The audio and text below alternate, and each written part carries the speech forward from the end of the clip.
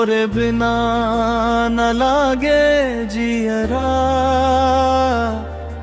रात भर रोवे हमारू मैनवा।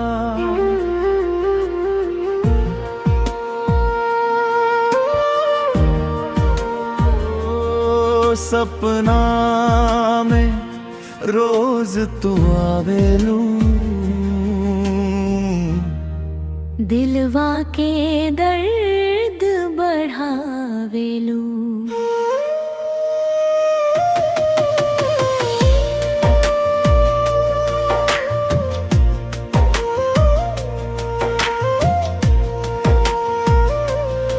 तोहर याद में भिंजे चुनरिया, टूट गई हमार उमरिया।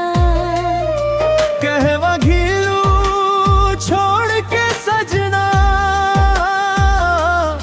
सुना पड़ल बा अंगनवा। तोहरे बिना अधूरा जिंदगी, तोहरे बिना सुना हर खुशी। रवा ही दिल के धड़कन बाड़ू, रवा बिना सब कुछ अधूरा लागे।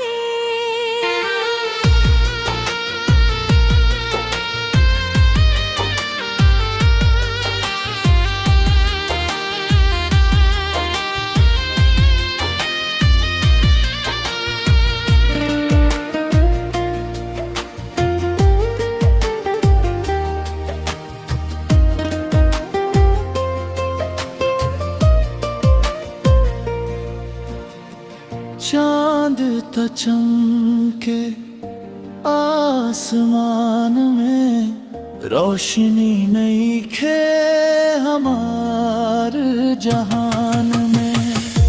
रुआ हंसी के याद सतावे, दिलवा हर पल तोहरा बुलावे।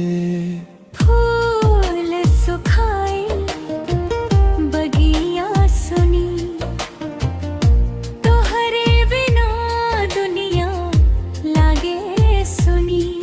एक बेर जो सजना, भर दस प्यार से जिंदगी हमनी के।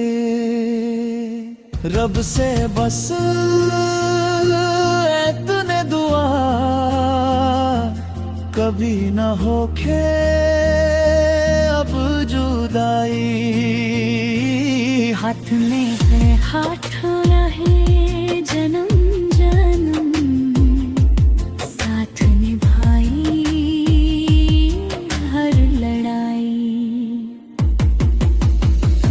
तोहरे बिना न लागे जियरा, रुआही बाड़ू हमार दुनिया। जन्म जन्म के रहे प्यार, कभी ना टूटे संसार। हो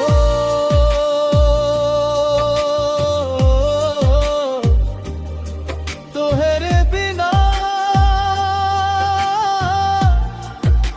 न लागे